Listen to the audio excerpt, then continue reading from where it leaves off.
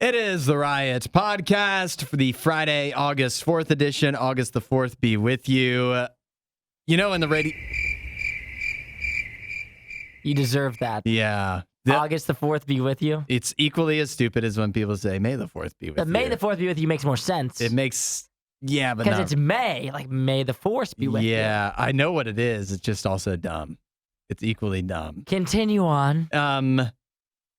You totally interrupted my train of thought. Did I lose you? Did I crush you? I was really, I was ready to talk about what I was going to talk about. August 4th be with you was a part of it. And now, it had nothing to do with anything, but I was planning that. And now I need to get back on track. I wanted to let people know that they can use the RadioU app. I think sometimes maybe this is an instance where people wish they could chime in more easily and in a fun way, and they can now. All you do is tap that app. You get the RadioU app on your phone, and there's a thing, I'm going to look it up right here, that you can use with the RadioU app where you can just talk to us. You can record a message for us and say what you need to say, and then we can actually hear it instead of seeing it in text form. I think it's better for everybody. That way we can get your take on whatever we're talking about. That's right. Sometimes you can't just text it in. You can text it in, but you can't get your point across. So what you can do is you can use the Talk to Us feature. It literally and then we can play it on air. It literally says, if you look on the video podcast, can you see this?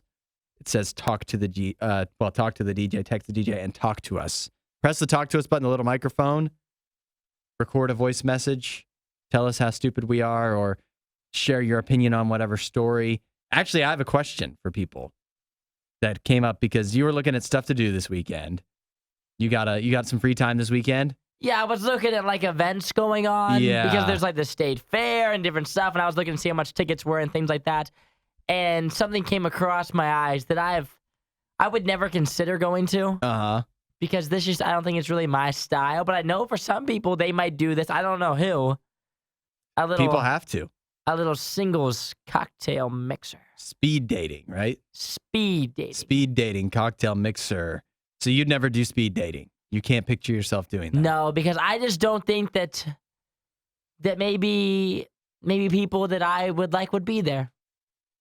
Well, I feel like it's an older vibe thing. It does feel like maybe you've gone through life for a while, I'll say. Yeah. And you're ready for somebody new. And it's harder, like the older you get, the harder it gets to meet people, right? Yeah. So you have to kind of make it happen. And so speed dating is a way to make it happen. And a real efficient way, I would imagine, of dating. Because you just meet. Yeah, there's so many people you get to. And I know from watching it on TV that a lot of the pressure is taken off, right? Because it's not like you have to like kind of feel each other out and then be like, should I give him my number? Should I ask him out? Whatever. Because that's done, like, there's a little questionnaire thing, right? Yeah. It's just like, yeah, I like number 17. And then if you both like each other, you get each other's number from whoever's running the thing. So this one that I'm looking at here for our area, 2 hours long. Oh. That's a long time for How many speed dating. dates can you squeeze in there? That's what I'm thinking. But listen to this, though. This is the wild part. You have to pay to get in. Oh, right? Come on. What a ripoff. But listen. This is like the exact opposite for men for like their entire lives. Uh-huh. Because usually guys always get the short end of the stick on things like this. Yeah. Right? But I'm looking right now, ladies, general admission. There's general admission tickets. There's also VIP tickets as well. Yeah. So the GA for ladies and the VIP for ladies sold out. Wow. You can't even go. Uh-huh. Because it's on Sunday. So 2 days out, sold out. Men, GA tickets for gentlemen and VIP tickets. Still some open. Still available. So it sounds like it's going to be a good ratio for the guys. That's right. You show up, you might be one of 3 guys there, and maybe if you think it's sold out, yeah, there's got to be like 50 ladies there. And some of them have to be like, they paid good money for this. I'm getting my money's worth. I'm leaving here with a date. Yes, you are. I'm leaving here with a man. Uh-huh. That's right. There's only 3 available, so it's one of the 3. So maybe you got to just compete with the guys next to you. It's not such a bad idea. You walk in there and you immediately scout out the room. You don't look at the ladies. Uh-huh. You look at the men around you. Uh-huh. And you're like, you know what? Comparatively so, when they analyze this group, am I going to be a standout? How do I stack up? Because then you can base how you're gonna act Uh-huh. based on where you think you rank. Now, if you think maybe you're the number 1 prize here, maybe you go through a little bit pickier. If you think you're the bottom of the barrel and there's some real studs in this room, maybe you're a little bit nicer to the girl that maybe wouldn't be your first pick.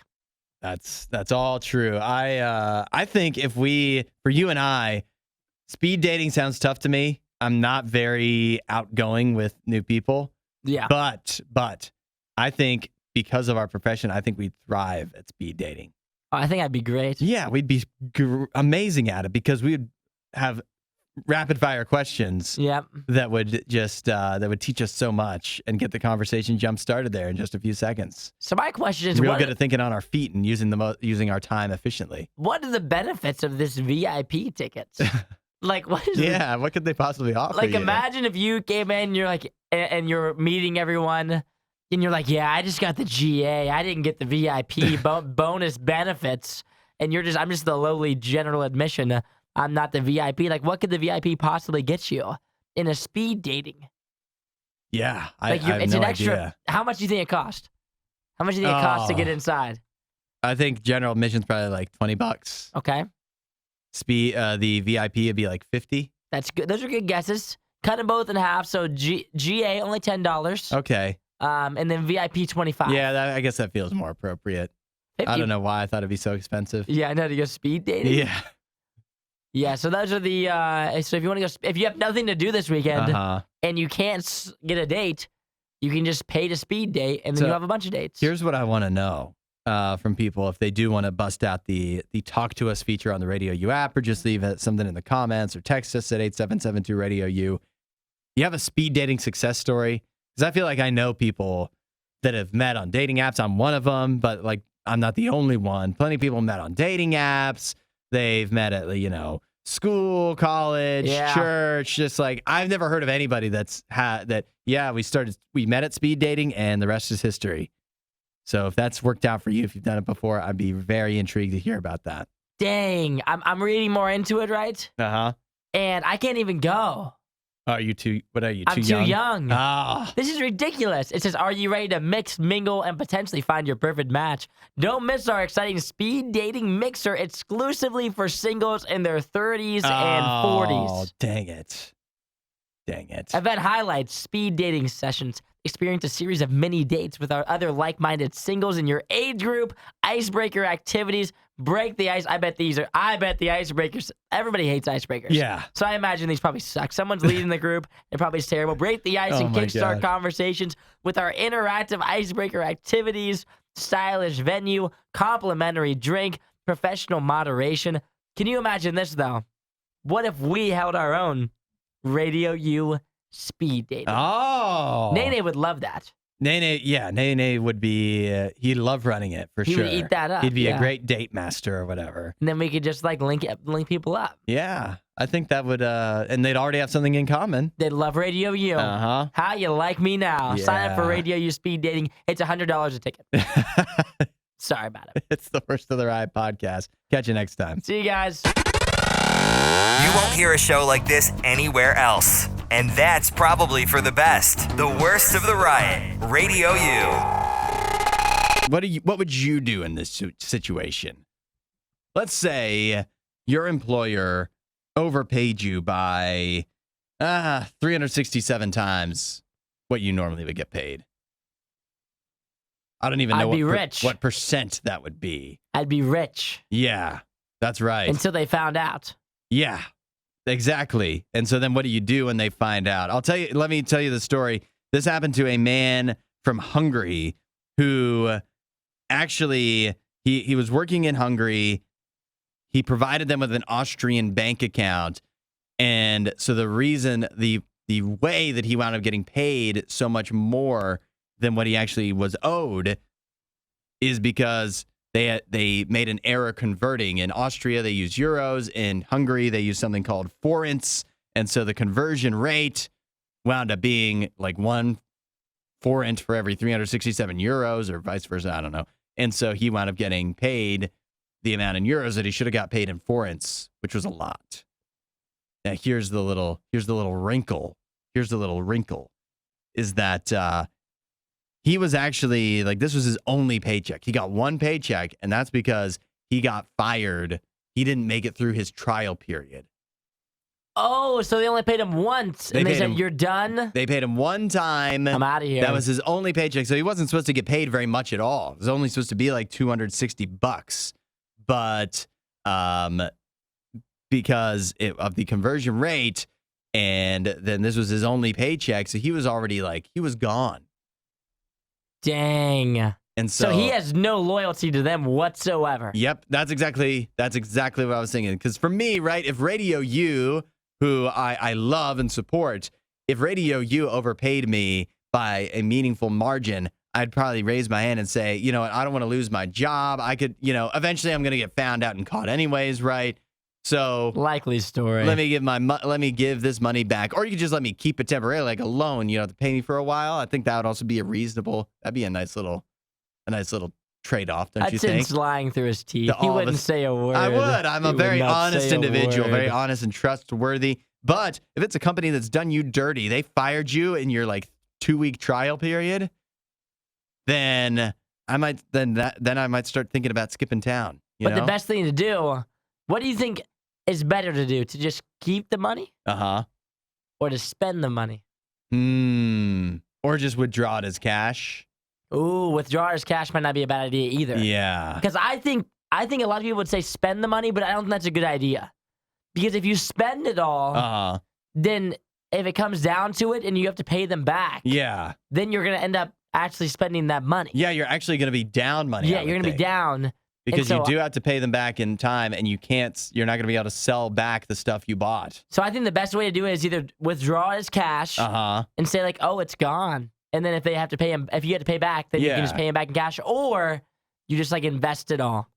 That could be the other way to do it. That's right. To act oh no, I already spent it, but in reality you invested it. That way, if they try to ask for it back, you can just pull it out. Invest it in Bitcoin or something. Not in Bitcoin. Yeah, Bitcoin. You pull it out of the stocks and you give it back to them. Now, here's the other thing I thought is, so he wound up getting paid what I believe amounts to about $90,000.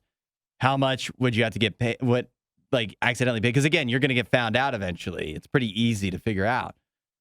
But what if you skip town, as in flee the country? Oh, I'm out of here. Flee to a country. How much do you have to get paid accidentally to flee the country and never look back? I mean, you can't live off of $90,000. No, that wouldn't be enough. That's 2-3 years, maybe. That would not be enough. If you live pretty meagerly. So you had to pay me a lot to skip town, to move to a whole new country. You think 500,000? Ooh, that's a lot. Is that starting to get into territory? Now you're starting to tease me a little. You're half a millionaire. I feel like that would be closer. Yeah. I'd love to find out. Me too. I'd love to find out in a real world scenario. Yeah, me too. Nobody does it better. The Riot Radio U. Now, this is crazy. I don't know if you've seen the TikTok, the reel going around of the manatees all ashore. That's going ashore in Florida. They're all hanging out. They're all hanging out. They're having a grand old time, apparently. The Pinellas County Sheriff's Department put out this video, and all you see, waves crashing on a beach on top of, I'd probably say, at least a dozen manatees that are all kind of lying there in the very shallow water. But the Sheriff's Department wants you to know that the manatees aren't just lying there, and they are far from being distressed. The manatees, they're mating. Mating season. It's mating season for manatees. And the reason the Sheriff's Department from Pinellas County put this out is because they say many times when people see this, they call in and say, hey, there's some manatees that seem to be in trouble. I'm not sure what's going on, but the manatees, there's a bunch of them. They're all piled up on the beach. Weird sounds probably. And I think they need help. Oh, no. And then the Sheriff's Department has to let them know, actually, those manatees probably fine. They're probably just getting it on. Mating season. Mating season, yep. It's wild because they're doing it right in front of everybody in the beach. You'd think they would be out in the water. Not very away. discreet. Yeah. They're in the shallow end. Uh-huh. That seems a bit aggressive to me. Manatees are, I guess, exhibitionists. Are they? See, now this is going to make me sound dumb. Manatees, they're able to go land and water. Well, I mean, they breathe air. They're not fish, right? So they're land and water? Yeah, but they don't have legs. So they're just water. Yeah, I mean, they wouldn't be able to move very effectively on land, I would say. So they have to come up for air. They do, yeah. Okay, that makes more sense then. You've seen manatees, right? I mean, I know what a You've not manatee seen them doing is. this before, but I've never seen this. No. But when you say they're coming up to the shallow water and just hanging out for days on end, that seems yet again a little bit questionable. It says here that manatees. This is crazy. They mate in herds. I'm in danger. That sounds wild. In herds? Yeah, in herds is the way they put it. No wonder that there's so many people calling. Yeah. I mean, if they've got like 10 or 11 manatees up in they look like washed ashore, that would be a scary thing for most people. Yeah, you'd be like, and they're large, they're huge, There too. must be poison in the water or something. I wonder how they I even understand why fit. people are calling. Yeah, if there's like 10 or 11 manatees, that's a lot of room taken up on the beach. Yeah, that's right. That's for sure. They also wanted to point out here that not only should you not call them, of course, but also whether the manatees are mating or not, touching or disturbing manatees is illegal and can be very dangerous. Sounds extremely dangerous, especially at a time like this. Yeah. Oh, you don't want to interrupt. Manatees, they might be like cool some parts of the year, but during mating season, they seem very gentle. Yeah, that's not a time to be messing around with them, I don't think. It says that they have very powerful tails, and so if you disturb them, they may not do anything, but if they start like swinging that tail around, smacking the water, or worse, smacking you could be in for some trouble. And then think about this too. You've got a whole herd here. There's 10 or 11 manatees chasing tail. That's right. And that's the time to be messing around with them. They are upset if they get interrupted. So can you imagine leave the manatees be. Can you imagine the Karens making phone calls to 911 right now? Yeah. On the other side of this, that would be the worst thing ever. I want to know. Nikki's in Florida, in this area actually. Not too far. Nikki's from one here. of these Karens. I think the manatees are in trouble. She's brand new there. She's never seen anything like this before. Oh, no. We got to ask her about this next time we talk. This is Radio U's Worst of the Riot. Jake Paul versus Nate Diaz this weekend. It's coming up tomorrow night. Boxing match.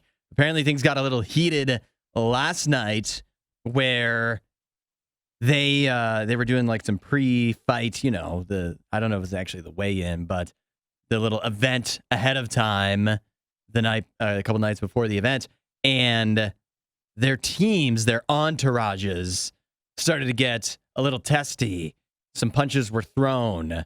Apparently, if Jake Paul can be believed, the first guy to throw the punch from Nate Diaz's side is in the hospital. It looks like he might be.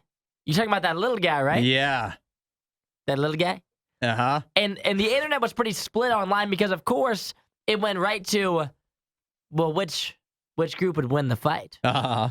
Not who would win between Nate Diaz and Jake Paul, but what group of security guards would win the fight? Yeah. And the internet was split on that. Who would you take? Well, see, this is why it was so controversial, because if you look at the video, Jake Paul's team of guys were huge. They're humongous. Yeah. But then Nate Diaz's team are apparently a bunch of like trained fighter guys. Makes sense. So they're all like much smaller. Yeah. Very, very fit looking, but they aren't like the typical bodyguard look as Jake Paul's monsters were. Yeah. Well, you know why I think that would be an advantage for Nate Diaz's team is you look at those big bruisers, the big monumentally sized men that Jake Paul is running with, and you think, how often have those guys actually had to take a punch before? How many times have they been knocked in the face? I would have to imagine it probably isn't as much as these guys who, if they're MMA fighters, I mean, they've been through it. Oh, yeah. They know how to take a punch as well as deal them out.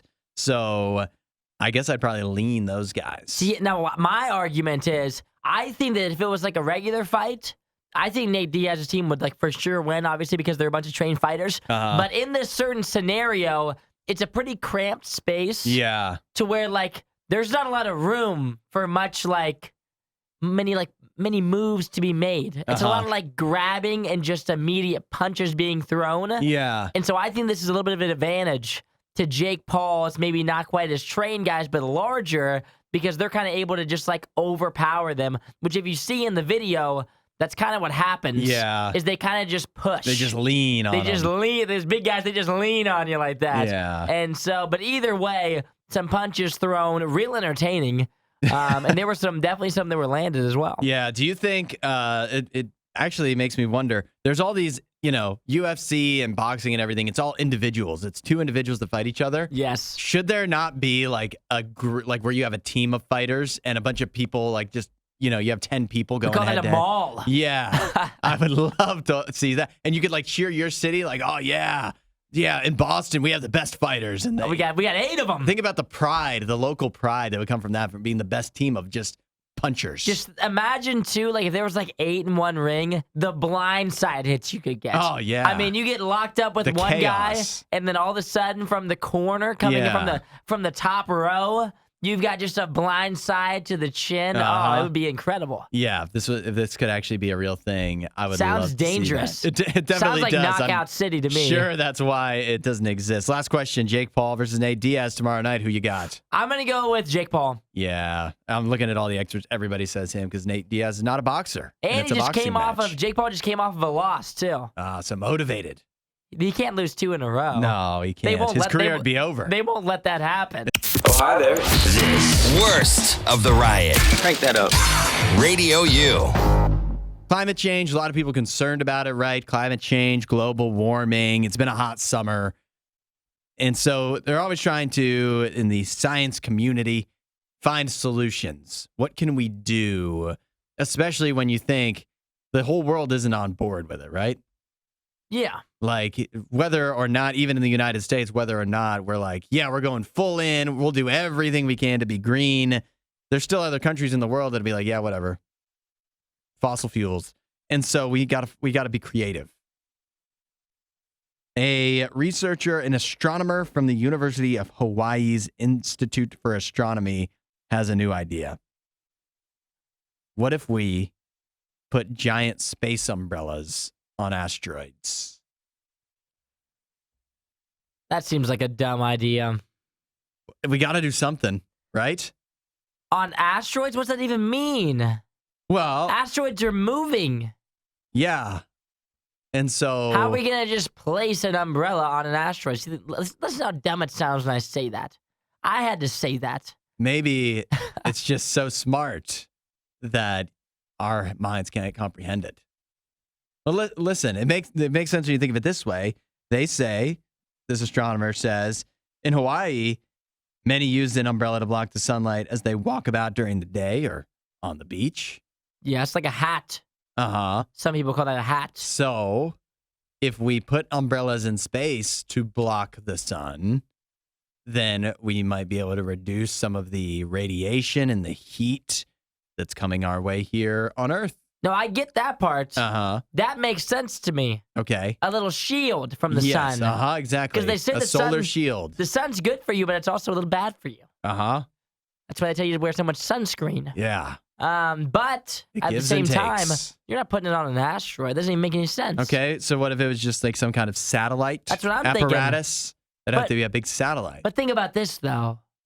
If we put an umbrella, yet again, this just sounds silly. If we put an umbrella to block the sun, what about like where it's cold? It's winter somewhere right now, Mhm. you know? Well, you strategically place them Okay. where they're in orbit so that they're not orbiting over like the poles, right? Like they Yeah. can control that. They can put it where they want. And then it's also, think about this. What can you do with an umbrella? You can close it. Close it. Exactly. So actually, I think this idea has some legs. I think this is what you have to do. You have to think creatively. You have to come up with creative solutions.